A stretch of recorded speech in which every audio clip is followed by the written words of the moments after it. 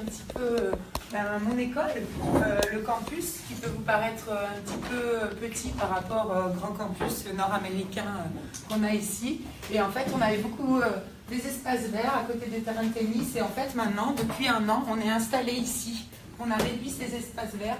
On a un très joli bâtiment qui s'appelle donc l'IRSET, l'Institut de recherche en santé, environnement, travail. Ce sont des laboratoires tout neufs, très bien équipés, avec...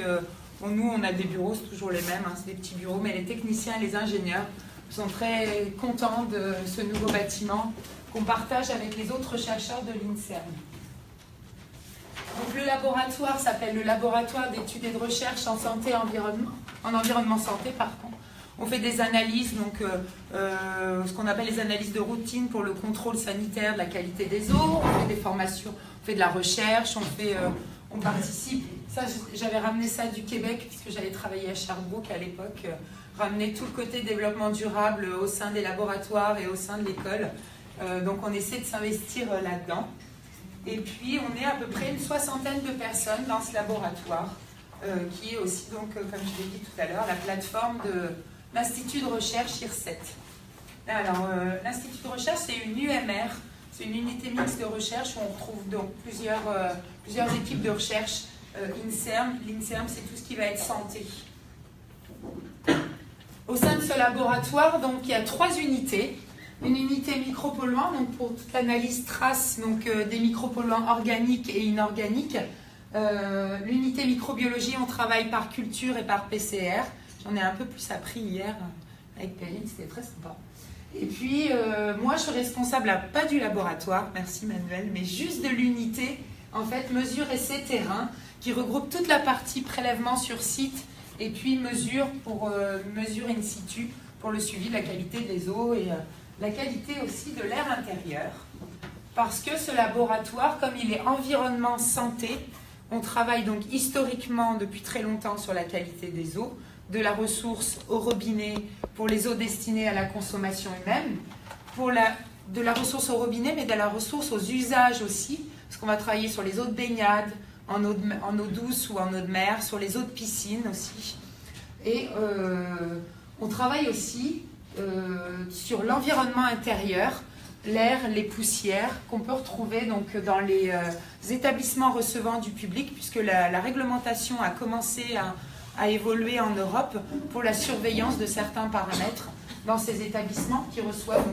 On a commencé avec le public le plus vulnérable, donc avec les écoles, les crèches, puis après les piscines, ensuite des ERP où on retrouve une certaine problématique liée à l'activité, les piscines, les hôpitaux.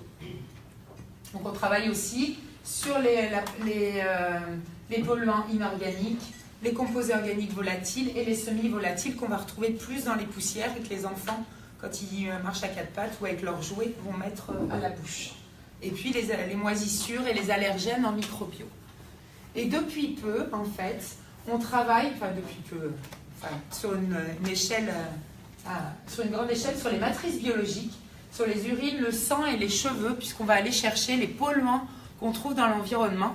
On va aussi aller les chercher donc, dans les matrices biologiques et pour être utilisés comme données épidémiaux, comme marqueurs d'exposition par rapport à un environnement. Pour tout ça, on est hyper bien équipé. Je ne vais pas vous faire le détail, mais effectivement, vu qu'on est plateforme d'analyse, on a effectivement des financements qui nous permettent d'avoir du matériel. Donc, tout ce qui va être chromatographie liquide ou gaz, on travaille beaucoup en détection masse ou tandem masse. Notre dernière acquisition, c'est un cutoff pour faire du screening, en fait, pour travailler surtout en qualitatif sur les matrices biologiques. Après, toute la partie ICP pour les métaux, toute la partie physico-chimique. Donc, toute cette partie-là, en fait, ça va être et dans le labo dans lequel auquel je suis responsable, donc la partie équipement terrain et la partie physico-chimie, avec de la chromato-ionique en 1D ou en 2D, et puis l'analyse en flux, l'analyse séquentielle, enfin tout le classique de la physico-chimie de l'eau qu'on retrouve dans tous les laboratoires. Et puis la PCR, donc pour l'analyse microbio. Voilà un petit peu dans quel contexte on évolue. J'ai eu l'occasion de visiter ici les laboratoires microbiologie ou celui de la ville de Québec. on est sur des mêmes manières de procéder, avec des accréditations, sur des mêmes systèmes qualité, avec le même matériel. On est en phase pour qu'on puisse continuer à travailler ensemble.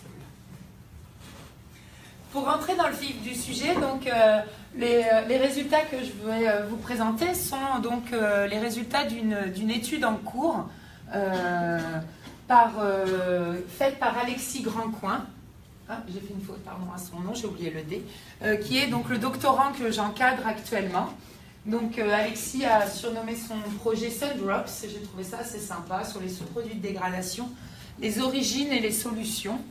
Donc c'est un contrat CIFRE, je ne sais pas si vous connaissez, vous avez cette manière de procéder c'est des partenariats publics-privés, c'est-à-dire qu'on a une demande du traiteur d'eau SOR qui nous a demandé de travailler donc, sur cette problématique. Et donc la thèse a commencé en janvier 2016 et ce sont les premiers résultats donc, de la thèse de Yanis. Non. Non, ça c'était il y a longtemps. Le premier résultat de la thèse d'Alexis, parce que ça m'arrive en France encore de parler des résultats de la thèse de Yanis, mais pas cette fois-ci, c'est les résultats de la thèse d'Alexis que je vais vous présenter. Si les questions sont trop pointues, vous me permettrez de les noter et j'enverrai un petit message à Alexis, parce que lui, il est vraiment bien dedans. Donc l'étude se passe en Bretagne, je ne vous présente pas la France, j'imagine que vous connaissez tous, se passe en Bretagne, et donc sur le territoire breton, on a une agriculture intensive. C'est-à-dire que sur 5% du territoire français, on va produire donc 50% de la production de porc pour le territoire. Donc effectivement, une grosse problématique, pas industrielle, mais d'agriculture intensive sur ce territoire. Une autre problématique aussi dans cette région, c'est la météo. Quoique le Québec n'a rien à envier à la Bretagne là, depuis cette semaine, c'est un peu ça. C'est une région où il pleut souvent, c'est très beau, mais il pleut souvent. Et donc on peut lier aussi, en lien avec cette problématique d'occupation des sols, on a aussi une problématique de conditions hydroclimatiques avec des pluies intenses. On ne va pas passer les conditions extrêmes parce que vous avez plus les conditions extrêmes l'hiver et autres, mais on a des conditions extrêmes bretonnes et les changements climatiques qui fait qu'on a des grandes périodes de sécheresse maintenant et puis des fortes pluies qui arrivent. Mais on retrouve un peu aussi ces problématiques. Lié à tout ça, dans notre contexte breton, c'est que contrairement au reste de la France, alors ça ne va pas du tout ensemble, on a 80% des eaux distribuées, donc des eaux potables, qui sont produites à partir des eaux de surface. Dans le reste de la France, c'est l'inverse. On est plus en approvisionnement en eau souterraine et là, on est en eau de surface. Donc, on a une vulnérabilité de notre ressource en eau due à effectivement à cette pression agricole. On va avoir présence de nitrates, de pesticides, de produits pharmaceutiques vétérinaires. Et puis les conditions topographiques et géologiques qui sont particulières aussi puisqu'on a un sol granitique, ce qui fait qu'on a une faible perméabilité du sous-sol. Donc toutes ces conditions-là sont réunies pour qu'on puisse avoir un très beau terrain de jeu pour effectivement toutes nos études. Ça n'arrange pas tout le monde, mais au moins nous, on a un très beau terrain de jeu pour nos études. Donc sur ce terrain de jeu, donc, dans la Bretagne, on travaille sur donc, le bassin versant de la rivière qui s'appelle la Vilaine, donc qui fait 220 km. Le bassin versant, il fait 10 000 km², un peu plus. Sur ce bassin versant, donc, on a une seule grande ville, donc, qui est moyennement grande, même pour la France. Pour l'Amérique du Nord, encore plus, une petite ville. Donc, la ville de Rennes. Et au bout donc, de ce bassin versant, au bout de ces 220 km de rivière, on a une très grande station de traitement d'eau potable, donc qui est exploitée, qui n'appartient pas à SOR, mais qui est exploitée donc, par le traiteur d'eau SOR, d'où cette commande de connaître l'état du bassin versant en amont donc, de cette station de traitement d'eau potable. Donc entre Yanis et Alexis, on a eu aussi Stéphanie. Donc c'est une étude qui a été faite donc avant de commencer celle d'Alexis sur les sous-produits. où avec Stéphanie, donc on a été chercher, c'était aussi un doctorat en partenariat avec SOR, on est allé chercher donc les micropolluants organiques sur ce bassin versant. Donc que ce soit les produits pharmaceutiques humains ou vétérinaires et les pesticides. Donc on avait une très large, un grand nombre donc, de molécules. Et suite donc au résultat de cette première étude, on a retrouvé donc en entrée de la station de traitement d'eau potable, donc en entrée de Ferrel, ici à l'embouchure de la Vilaine, des produits pharmaceutiques humains, plus que vétérinaires. On était étonnés parce qu'effectivement, comme on avait un territoire agricole avec l'élevage, on pensait qu'on allait en retrouver du vétérinaire, mais plus de l'humain. Et on a retrouvé pas forcément des pesticides, mais surtout des sous-produits de pesticides. Des pesticides donc dégradés qu'on a retrouvés à l'entrée. Et ensuite, donc, j'ai rajouté le bretonne. Et effectivement, aussi, à la sortie, donc, dans les autorités de l'usine, ça nous est arrivé, mais de façon très ponctuelle, de retrouver donc des produits pharmaceutiques et l'AMPA, qui est donc le sous-produit de dégradation du glyphosate. Glyphosate qui revient sur le devant de la scène actuellement, au Québec aussi, j'imagine, en Europe beaucoup aussi. Donc voilà, donc on avait retrouvé, donc déjà on avait une première idée de ce qu'on retrouvait sur notre bassin versant.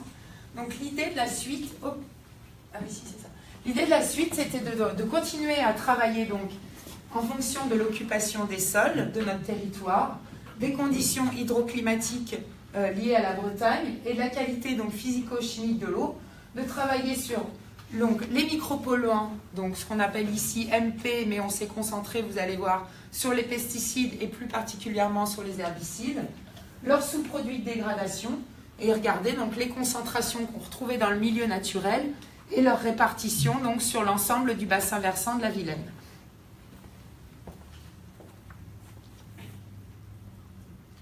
On a fait donc, il y en a beaucoup, donc on a fait suite à l'étude de Stéphanie Piel et avec une étude bibliographique, il a fallu en choisir.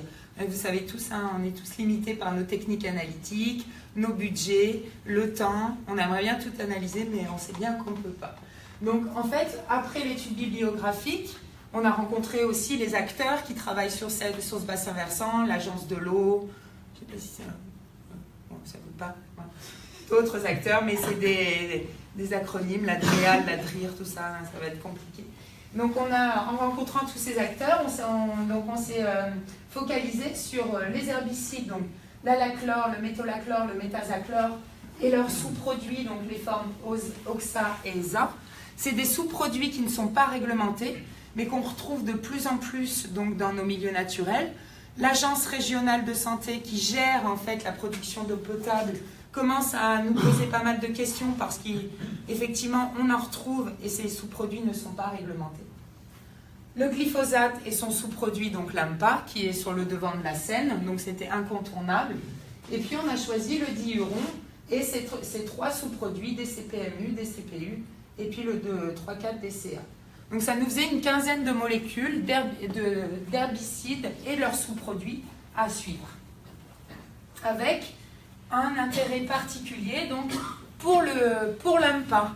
Effectivement, bon là je vous ai mis, c'est sur le glyphosate, en Europe c'est ce que je vous disais, on en retrouve partout.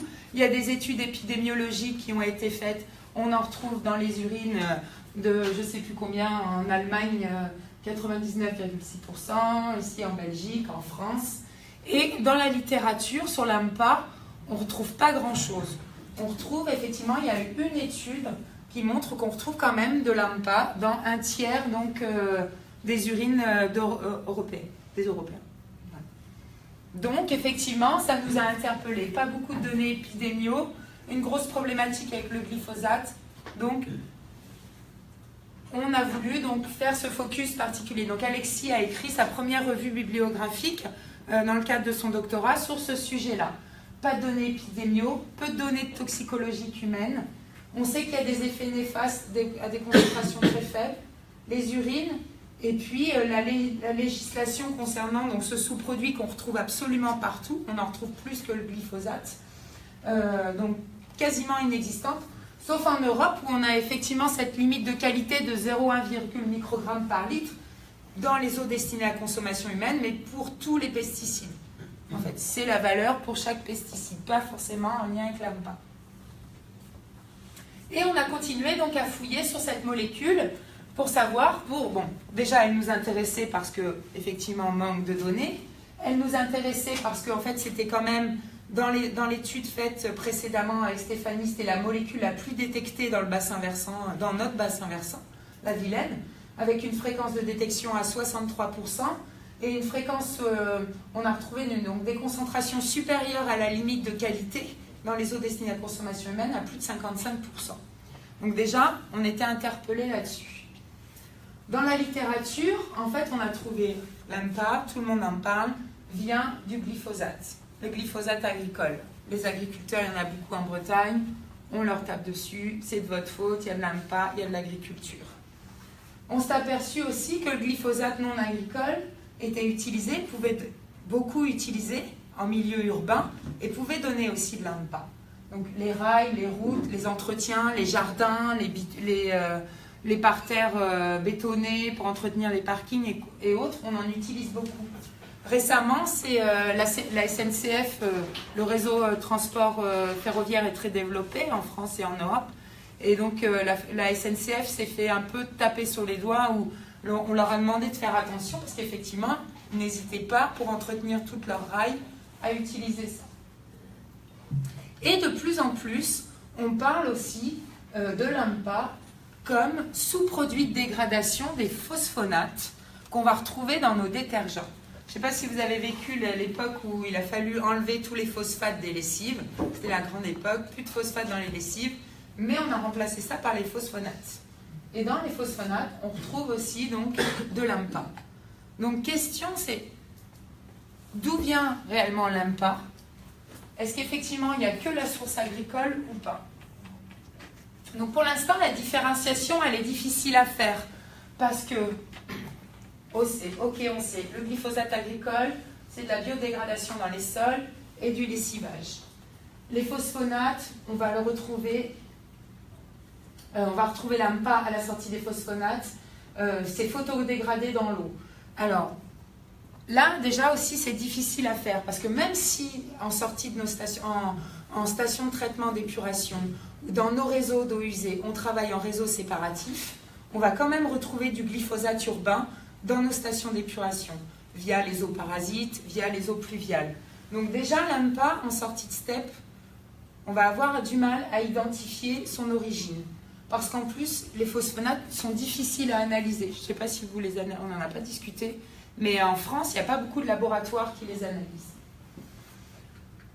Le glyphosate non agricole, la source, elle va être mineure parce qu'en fait, en plus, il y a des restrictions. C'est restriction depuis janvier 2017 et interdiction d'utiliser le glyphosate pour le désherbage, une élimination jusqu'en 2019. Donc effectivement, on sait que cette source-là va être mineure. Mais l'objectif de l'étude, c'est effectivement de différencier l'origine agricole de l'origine urbaine. Donc effectivement, là c'était juste un petit peu pour rentrer bien dedans. Le glyphosate, de la biodégradation, on va avoir en sortie comme sous-produit de l'AMPA et du phosphate pour les deux.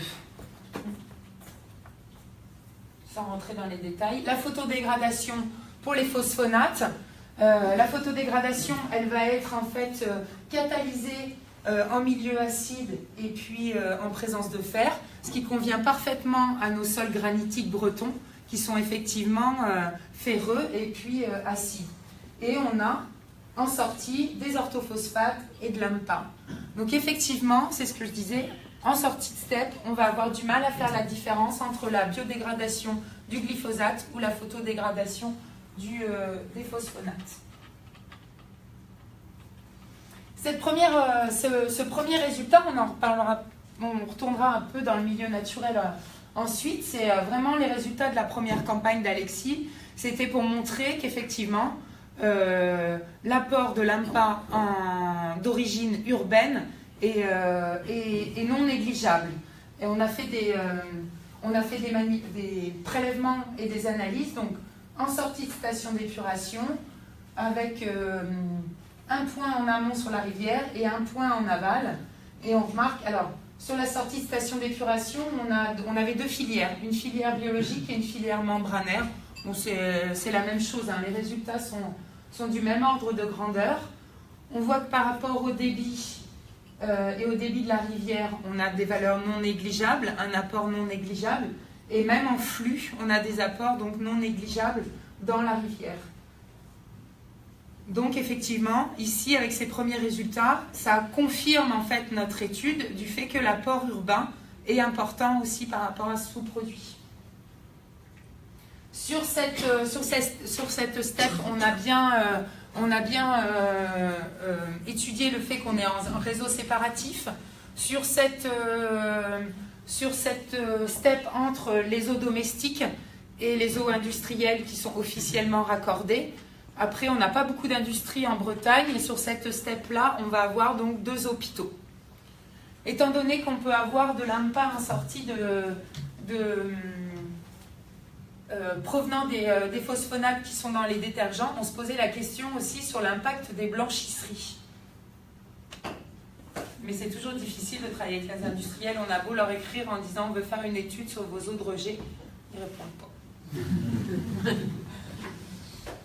Donc tout ça, en fait, cette première étude qu'on a fait sur l'AMPA, ça nous a permis déjà d'avoir une idée sur comment on va sélectionner nos points de prélèvement sur le bassin versant de la Vilaine. Parce que c'est pareil, avec Stéphanie, on était partis, on avait une trentaine de points.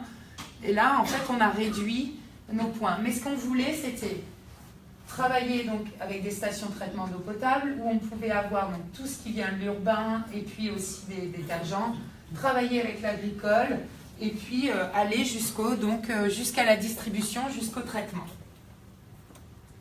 Donc on a identifié donc je sais plus, je crois une quinzaine de points où effectivement donc on a toutes les eaux naturelles avec sur les différents affluents, sur la rivière principale, sur les différents affluents aussi. On a donc en entrée et en sortie donc, de la station de traitement d'eau potable. Et puis on a 2 stations de traitement. 2 stations de traitement d'eau potable en eau de surface ici et en eau souterraine ici. On a essayé de voir le peu qu'on ait d'alimentation en eau souterraine. Et puis le suivi donc entrée-sortie d'une station d'épuration.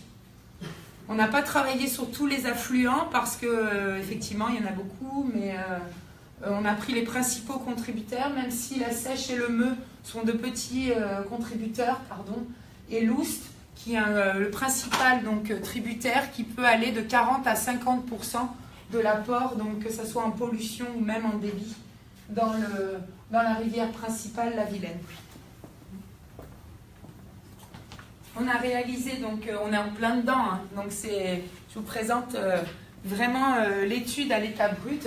Je pense qu'Alexis, alors il pleuvait pas, là, ça fait 2 semaines qu'il est prêt avec ses glacières, mais on attendait la pluie, j'aurais dû dire, t'aurais dû venir échantillonner au Québec.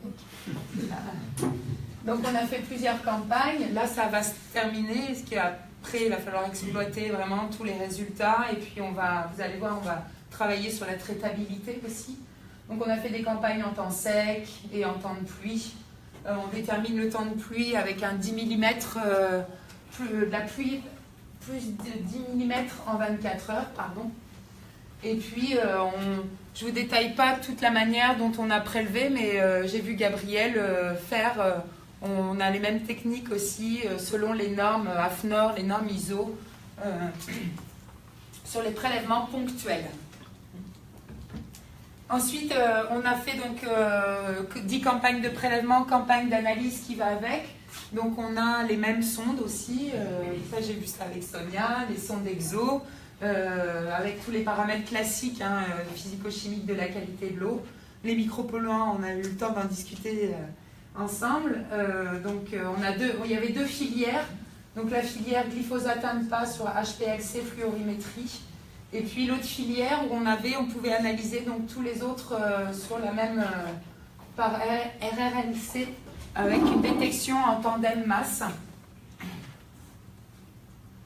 Et toute l'analyse physico-chimique classique qu'on a faite au laboratoire, donc avec l'analyseur séquentiel On n'est pas passé en ionique, mais l'analyseur séquentiel pour les composés azotés et phosphorés, la colorimétrie en flux, enfin tout ce que vous connaissez, CO-témètre, tout ça, on a fait de la spectrophotométrie UV, mais on n'a pas eu le temps encore d'exploiter les spectres, mais on a une grosse banque de données de spectres.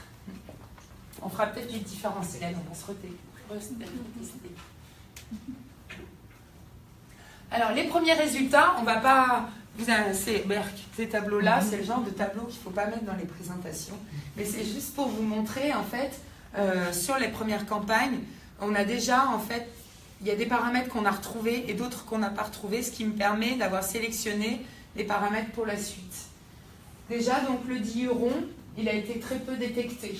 23%, 43% sur les 3 premières campagnes. Et ces sous-produits, pas du tout. On n'en a même pas retrouvé. On n'a pas retrouvé très peu de diurons et pas de sous-produits. La molécule mère alachlore et puis son sous-produit alachloroxat non plus. On n'en a pas retrouvé.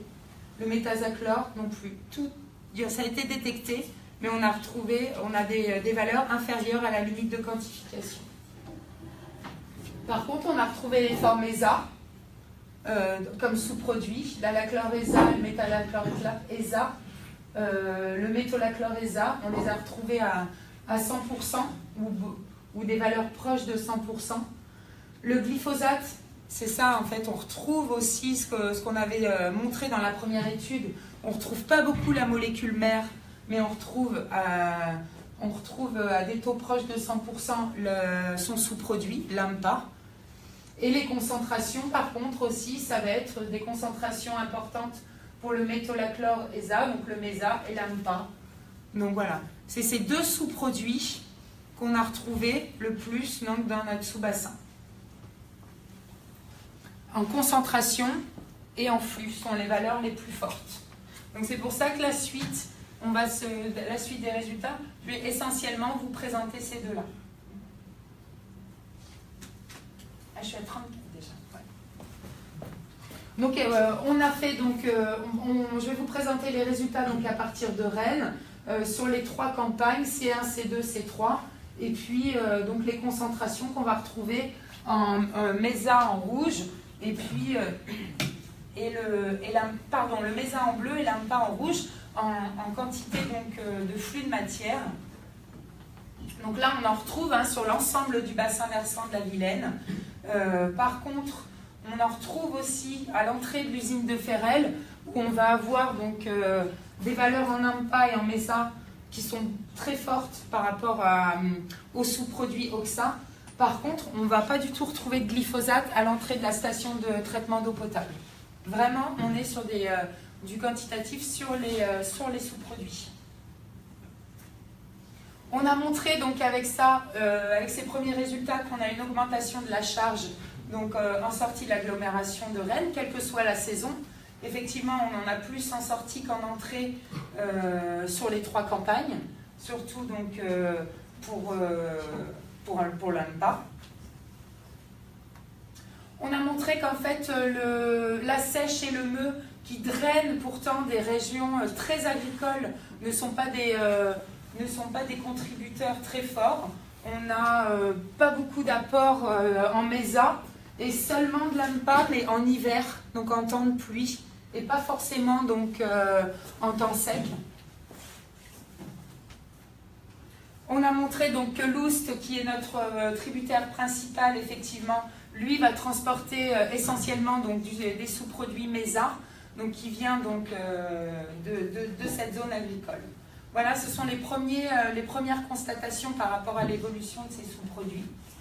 On a aussi essayé de regarder donc, les premières constatations saisonnières, où effectivement, donc, si on regarde en concentration, on va avoir des concentrations plus importantes en temps sec qu'en temps de pluie, normal, dû à la dilution.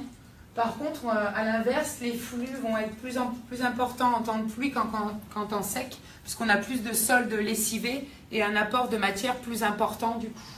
Donc l'hiver, ça va être la saison favorable pour l'export des métabolites donc dans les eaux de surface. On a commencé donc les matrices de corrélation. Je sais que Alexis pendant que j'étais au Québec, était aussi en semaine de formation pour l'utilisation du logiciel R pour tout ce qui est statistique. Donc on a commencé à faire quand même des premières stats où on a corrélé, donc on a mouliné, comme il me dit, mouliné les données, donc nos concentrations donc en micropolluants, en sous-produits, nos valeurs, donc nos paramètres hydroclimatiques qu'on va chercher sur la plateforme de Météo France ou Plein Champ, c'est ça, Plein Champ, donc qui est utilisé par les agriculteurs en Bretagne, et toute la partie physico-chimique. Donc on a montré que l'AMPA en temps sec va être corrélé à la matière organique et aux eaux usées, donc effectivement un apport urbain non négligeable. On sait que l'AMPA est aussi donc transporté via la matière organique et de manière particulière, donc d'où cette corrélation logique. On n'a pas de corrélation en temps de pluie, donc on travaille là-dessus. C'est pourquoi est-ce qu'on a eu trop de dilution? Est-ce que les sources d'AMPA sont différentes que sur les premières campagnes? On travaille là-dessus pour l'instant. Et l'AMPA et le glyphosate qui sont corrélés aussi aux données hydroclimatiques.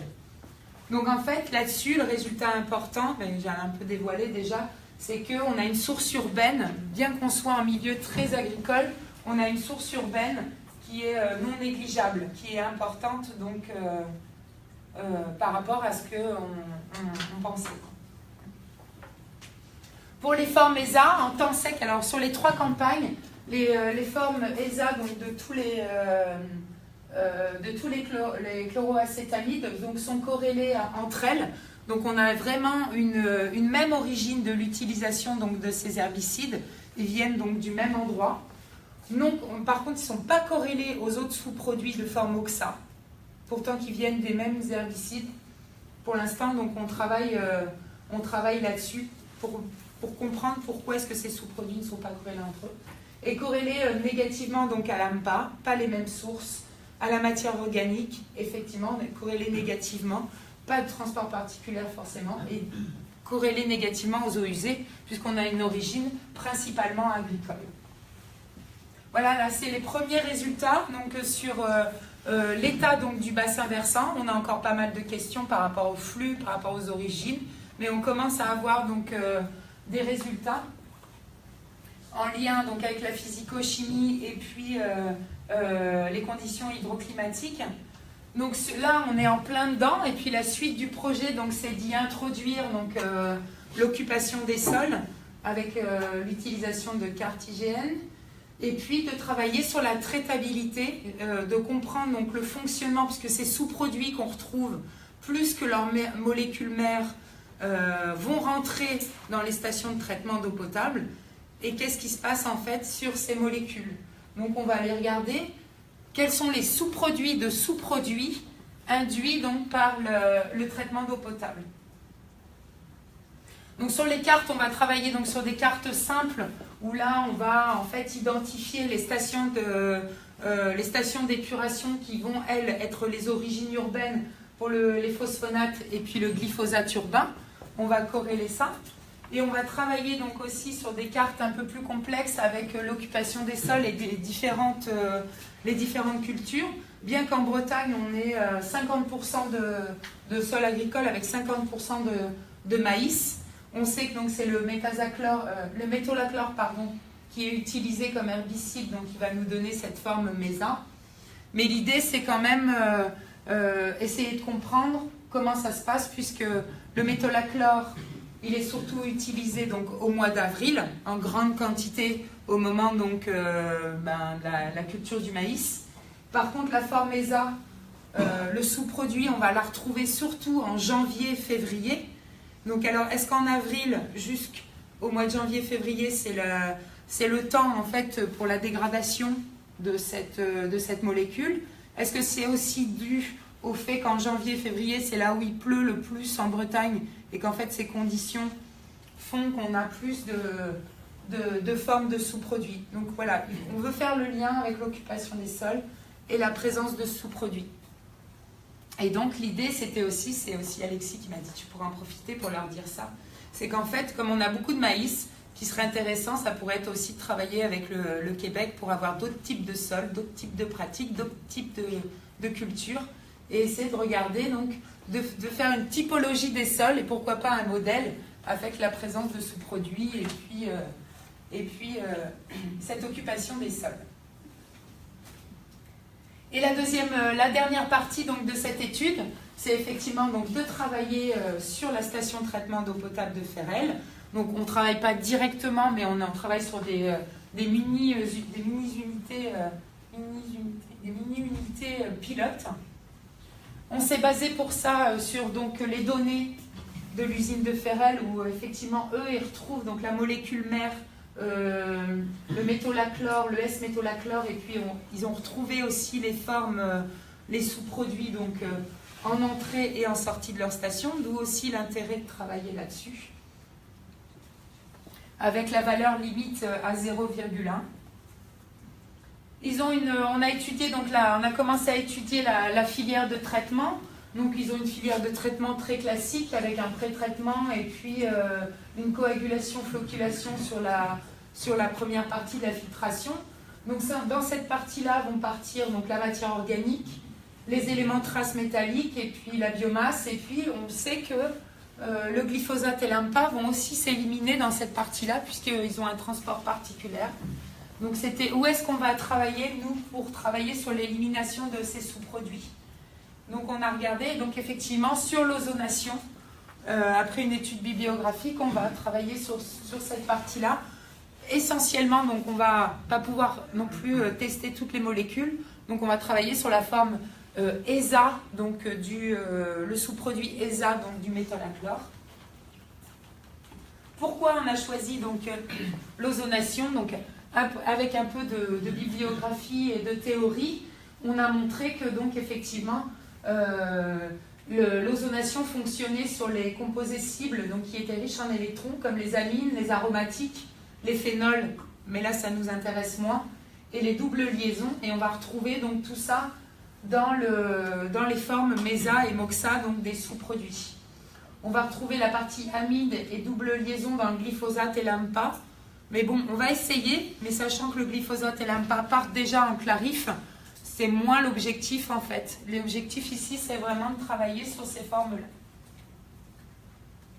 Donc le but, c'est effectivement, donc, comme on sait qu'en plus le charbon actif n'est pas efficace sur ces formes, c'est de faire donc des essais par ozonation sur ces molécules-là, de trouver quelles conditions pour quelle efficacité, donc les réglages à l'échelle pilote, de trouver donc quelles sont les voies de dégradation donc, de ces sous-produits qui vont donner de nouveaux sous-produits. Et puis essayer de comprendre, faire le lien avec la matière organique, mais quand on est en début de thèse, on a toujours plein de questions. Donc là, on en est à faire les essais batch. On a commencé donc à imaginer donc, notre pilote. Le but, c'est de détecter donc, les sous-produits de sous-produits. Donc là, on va travailler avec une autre plateforme de l'Université de Rennes en LC haute résolution pour faire du screening qualitatif, puisqu'on ne sait pas du tout ce qu'on va trouver. Donc l'idée, c'est déjà essayer de voir si on a des sous-produits qui ressortent, et si ces sous-produits ressortent, bah, peut-être aller jusqu'à la quantification, mais on va voir. Et puis après, de voir est-ce qu'on les élimine, et aussi regarder leur stabilité, parce que si on en a qui ne sont pas stables, il n'y a pas d'impact forcément sur la santé, c'est quand même ça. Le but de notre étude, c'est de protéger la santé par rapport à l'alimentation en eau potable. Donc voilà une partie de notre étude. Je vous remercie de m'avoir écouté, puis surtout je vous remercie de m'avoir accueilli pendant ces 2 semaines. C'était vraiment très très agréable d'être avec vous. Merci.